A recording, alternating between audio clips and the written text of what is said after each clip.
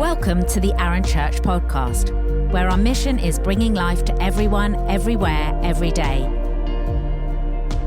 Each podcast episode features the latest talk from our church, which are released weekly. We're passionate about Jesus, love to worship together, and are committed to changing our community for the better. Connect with us at arunchurch.com.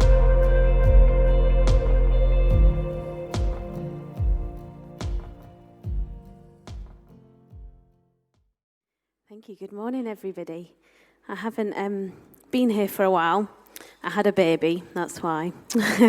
And I thought, Cohen's 7 months old now, so I can't use the fact that I've got a newborn baby anymore as an excuse. Like, he's sleeping a bit better, but, you know, things that he's a bit older, he doesn't need me as much. I could probably get back to speaking on Sundays.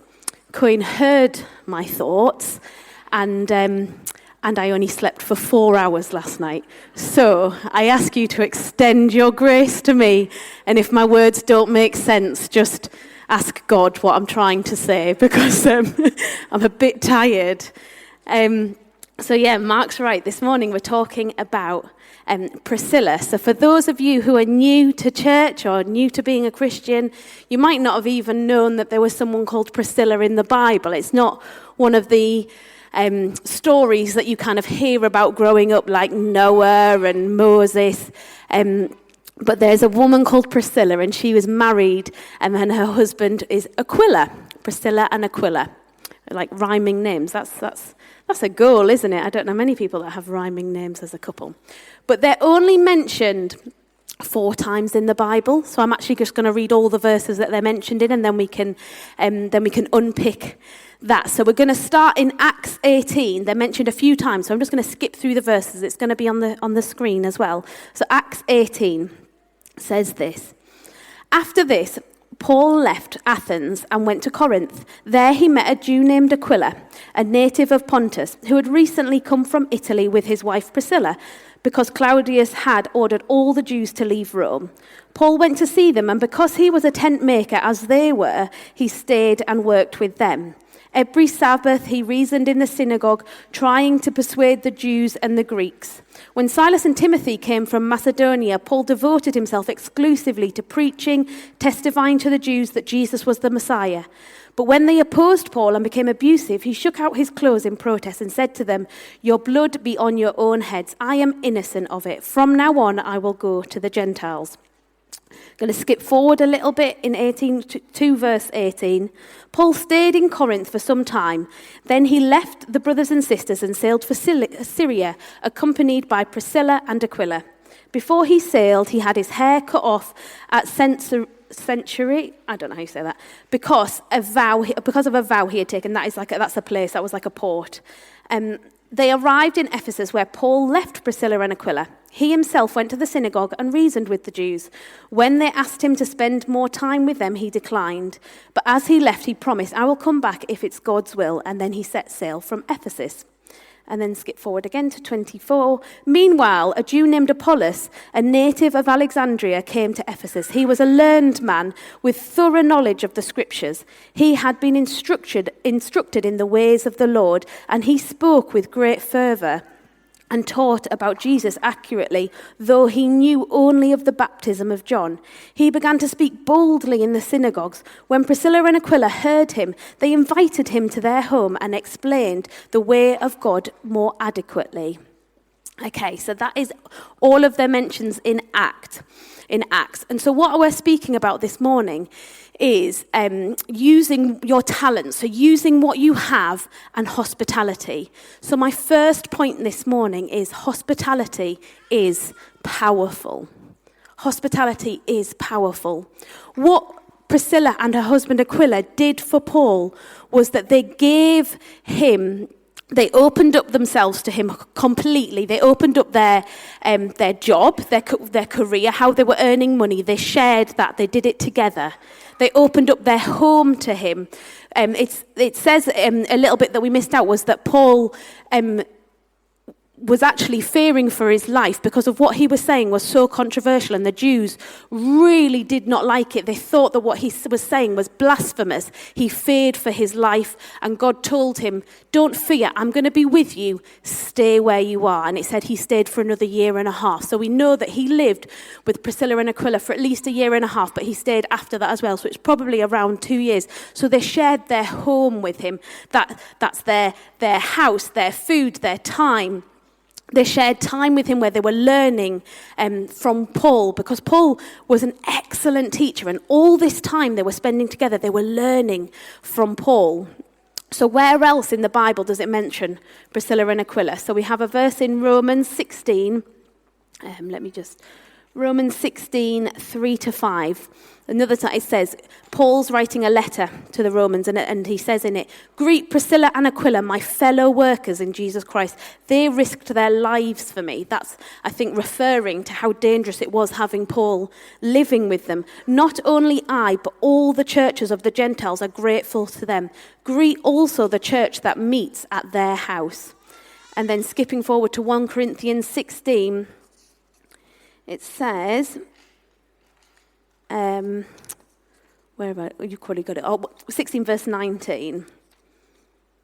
It says, the churches in the province of Asia send you greetings. Aquila and Priscilla greet you warmly in the Lord, and so does the church that meets in their house. And again, they just mentioned one other time in Timothy, and he just says, greet Priscilla and Aquila for me. So that is all the times that they're mentioned in the Bible. That is it. That's all of them. So that is showing us that not only did they have Paul live with him, even though it wasn't an easy time, they shared everything with him, and it was actually dangerous for them. They also had churches meet in their house. They also not only opened themselves up to an individual and let an individual into their life, they also opened themselves up to the group as well. They had churches that met in their house. What they did with their home was open it up to the church. Francis Schaeffer, I'm going to try and read this from up here. I've got a quote. He's an American philosopher. He says, don't start with a big program. Don't suddenly think you can add to your church budget and begin. Start personally. Start in your home. I dare you in the name of Jesus Christ, do what I'm going to suggest. Begin by opening up your home for the community. There is no place in God's world where there are no people who will come and share a home as long as it is a real home. John Mark Comer says that hospitality is a heart posture. It is where your heart is, and through that leaks love and hospitality leaks out into your life through your time, your money, your budget, your possessions. Hospitality leaks out. It's what position your heart is in. And it's not just a good idea. It's not just something that actually we probably should do. It's probably quite good for us. It tells us in the Bible to do it. In 1 Peter 4, 8-10, I'm going to have to turn again if we can get it up on the screen. It says, above all, love each other deeply, because love covers a multitude of sins. Offer hospitality to one another without grumbling. That's a key word there, without grumbling. Without grumbling. Each of you should use whatever gifts you have received to serve others, and faithful stewards of God's grace in its various forms. This is exactly what Priscilla and Aquila did. They did what they had at the time, their home, their tent-making business, their time, and they offered it all up to Paul. Rosaria Butterfield is a woman whose life was dramatically changed from radical hospitality, and that is something that she teaches on. And so I've got a little quote about what she says about it. Those who live out radically ordinary hospitality see their homes not as theirs, but as God's gift to use for the furtherance of his kingdom. They open doors, they seek out the underprivileged, they know that the gospel comes with a house key. I love that last bit. The gospel comes with a house key, because by opening up our homes, our hearts, and everything that we have, we show people love. And that is the gospel. The gospel is love. And when you open up your homes and your hearts to people, They can see Jesus' love. It leaks out into every area of your life. So the gospel comes with the house key. Do you know, the early church, there wasn't like hotels or hostels. There wasn't hospitals or hospices. All of these words are rooted in hospitality. And all of these things, the early church started. The early church started. There's letters that say when people used to arrive in towns, there was no such things as hotels. They would say, can you point me in the direction of the Christians? Because the Christians had a room in their house that they called the Christ room, a spare room that they would open up to strangers to stay in. Christians were the ones that cared for the sick. Christians were the ones that looked after people and nursed them as they were dying. All of this, they used what they had, they used their homes. And because of that, that is how Christianity rapidly spread. There was... the Christians were like not just a minority group, they were like the minority of the minority. They weren't even really a group. If you just think about the 12 disciples, that's how it started. But in just a couple of centuries, they were the dominant religion in the area, and it spread through hospitality. It spread through kitchen tables. It spread through opening up their homes to allowing people to come in. It spread through conversations, sharing meals, loving people. It didn't spread through church programs. It spread through individuals, me and you, opening up their hearts, their homes and their lives. And that is what Priscilla and Aquila did. And so I'm just going to look on Apollos now and what I read about in Acts 18, where he was saying Apollos, so he was a learned man. He was intelligent. He had gone through all the levels of Jewish schooling. He knew the Torah. He knew it all, and he knew what John the Baptist had done. He understood all of that, and he was teaching in the synagogue. So he was a good speaker. He was a really good teacher. He was great. But he didn't quite have it all. He didn't have the full understanding of everything that Jesus had done. He knew about Jesus' baptism, it said, and he was trying to teach on it, but he didn't quite get it right. And one of my favourite things about them is because of how they'd opened up their life to Paul, they had learnt so much from Paul. They sat and they listened to what he said, and instead of thinking, he hasn't got that right, he's not quite on track there, and getting offended by what he was saying, because some of it was wrong, they decided that they were going to take him to one side and practically and spiritually mentor him. They didn't discount everything he said because he maybe said one or two things wrong. They didn't think, he doesn't know what he's talking about, and just write him off as a person, as a speaker, as a teacher. No. They took him to one side and said, let us tell you some more. And what I love about it is, they weren't learned. They weren't gifted speakers. They weren't speaking in the synagogue. They couldn't have done that. But what they could do is take him to one side and have dinner with him and speak with him and share with him all that Paul had taught them. Apollos, he couldn't do that. He didn't have that time with Paul. But what Apollos could do is take from Aquila and Priscilla what they had learned. So together, they both are using what they had in their hands and using it for God. And I just love that they didn't have like a strategy. They didn't think, I know, let's work with Paul, let's invite him along, then we're going to learn lots from Paul, and then we're going to do X, Y, and Z. And they didn't have like a strategy or plan. All they did was what they had in front of them. They had their house, they had their business, they had their meals and their family. And then Paul was in front of them, so they made the most of that opportunity. Then Apollos was in front of them, so they made the most of that opportunity. It wasn't a big thing. It was just looking at what's in their hands and what's in front of them and making the most of that situation, using their gifts. Now, we know in the Bible it says, love your neighbour. And we know that the story of the Good Samaritan talks about, well, your neighbour, it's like loving your enemy, loving everybody. You can't just say, love your neighbour is the person who's the same as me or the person who's next to me. But God kind of like universalized it and said, there isn't any fine print, any opt-out. Your neighbour is everybody. In fact, your neighbour's your enemy. But sometimes we use the love your neighbour and the universalization of it and not actually do the personalise of it. Not actually look at our actual next door neighbour, our actual person that's right in front of us. We need to personalise it and universalise it. We need to love everybody, but we need to love the person that's directly in front of us now, in our lives, right now. Who's that person that you have a direct contact with? Who's that person that God has brought into your life and is there in front of you right now?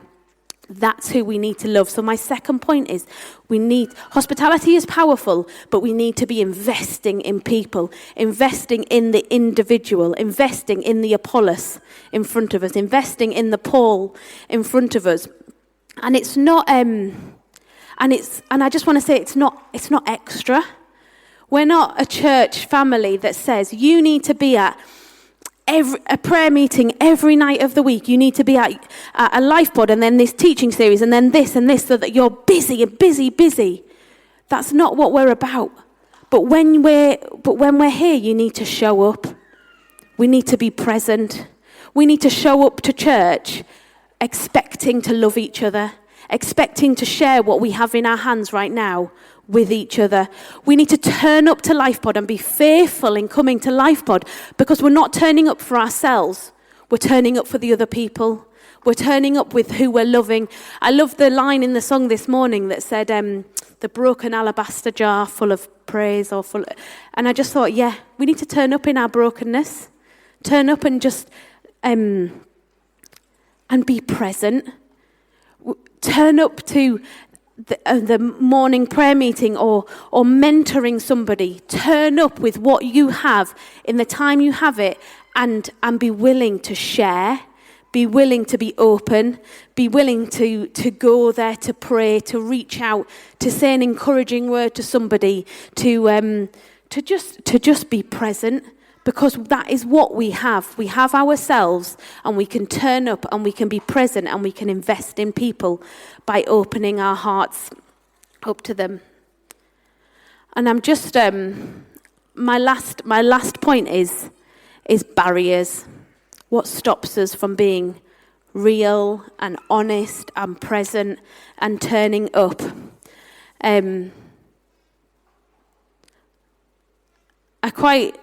I quite like how this morning's kind of gone. This morning's been a bit of a funny morning. I don't know if anyone thinks the same. It's been a bit of a funny morning. There's been some stuff going on, but I quite like that it's a bit imperfect. Quite like that I'm a bit sleep deprived and I'm a bit not really with it, because it's not about a perfect, polished performance. It's about showing up as who I am today.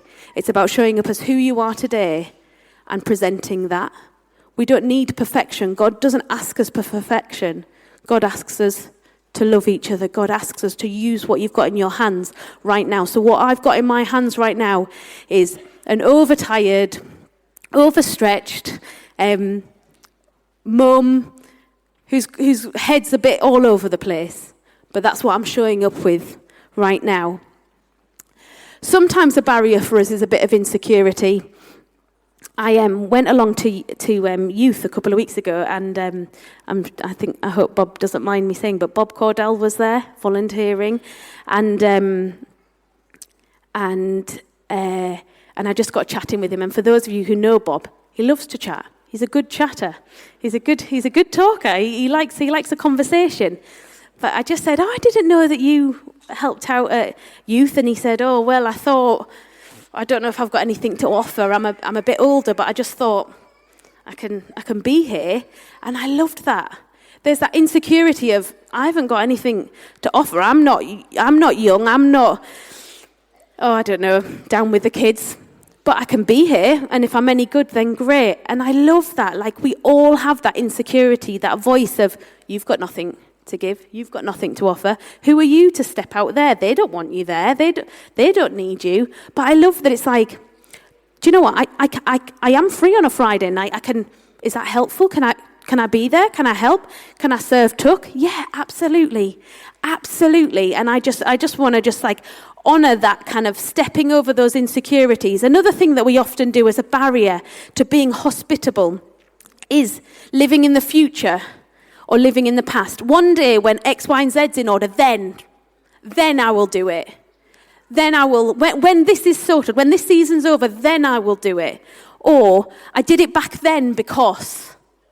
But not living. All we've got, the only thing we've got guaranteed is right here, right now. And if you don't make the most of right here, right now, it's gone. And I love that about Priscilla and Aquila, that they moved from Rome to Corinth, and then they moved from Corinth to Ephesus. You could think, I don't actually know how long I'm going to be here. I don't want to get too involved because I might not be here for very long. I don't want to join this. I don't want to join a life pod because actually I think I might be moving again soon.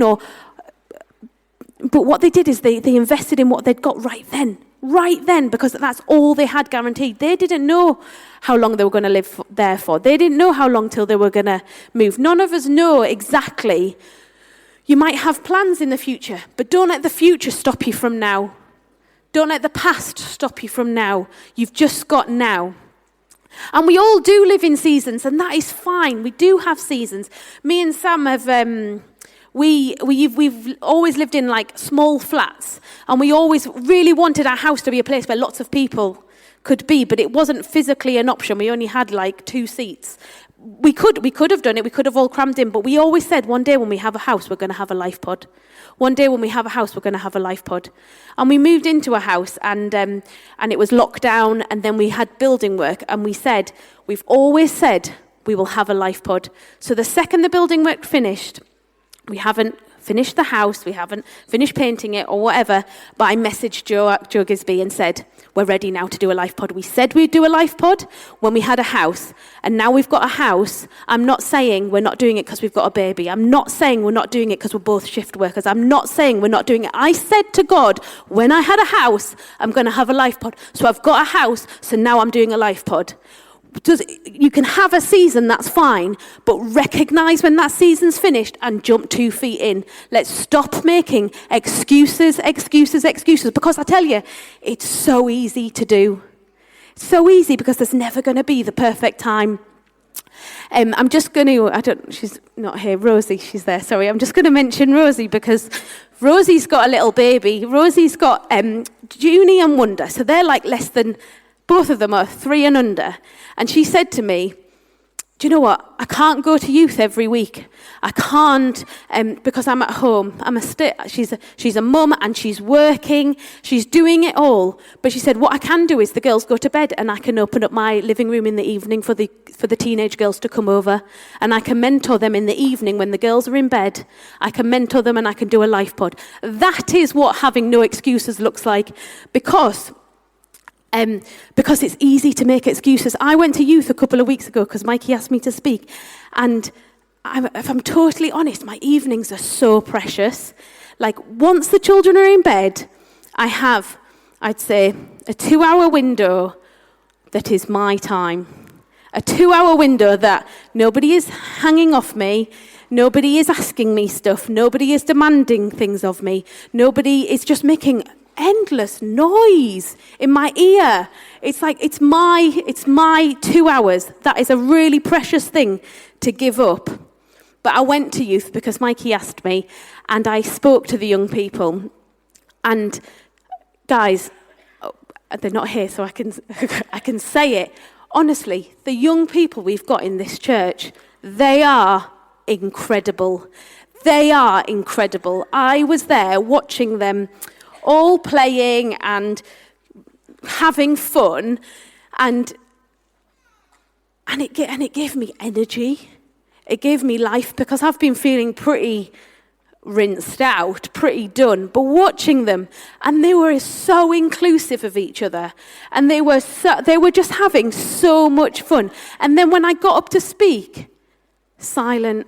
They were so respectful, and they really listened, and they gave me eye contact, and they took it all in, and they responded. And I just thought, do you know what? It was so easy for me to have said no because I need them precious evenings just to get through the next day. But actually going and doing something that I didn't necessarily want to do gave me more life than sitting at home on my sofa. Stepping out and doing something that I didn't necessarily want to do. Rosie opening up her living room when actually she probably just wants to just have a sit in quiet. But opening up her living room, her heart, her time to the 3 or 4 teenagers that she mentors. Stepping out gives you something that other things can't give you. When we all offer the little loaves and fishes that we have, I don't have much. I'm not very good at this, but I can do this, God. Can you use it? Yes. Yes. What have we got in our hands? And not let our barriers stop us. Hospitality is powerful. Hospitality is powerful. Invest in people, but be aware of the barriers. Be aware of the things that are making you not step out, not move forward, not open up your heart, your homes, your lives. Because of the power of hospitality, there's always going to be something that the devil is like, no, don't do that. You don't want to do that. Just stop. Just kind of keep yourself behind your little picket fence. Keep it all inside here. That's good. We're good. But I want to encourage you.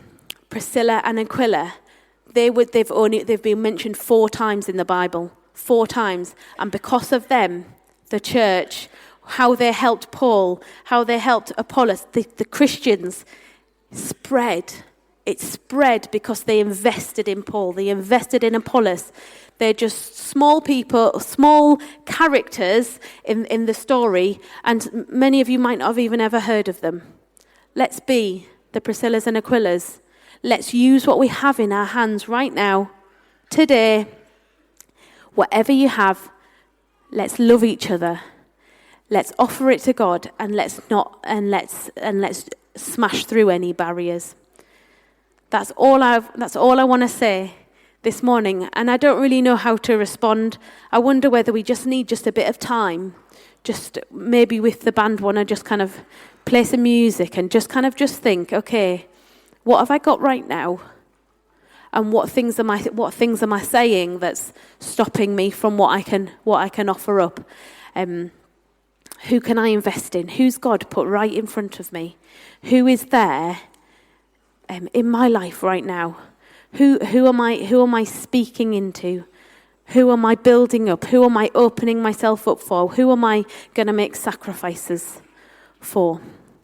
So maybe let's just spend some time in quiet and just thinking about the songs that have been sung this morning.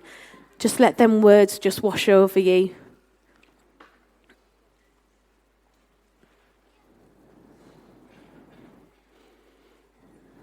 If anybody is new today or new to Christianity and wants to find out more, come and grab me, come and talk to me. Grab the person who's sitting next to you and talk to them. But let's just take this time just to think about how we're investing in people, how we are using what we have in our hands, and how we are loving each other.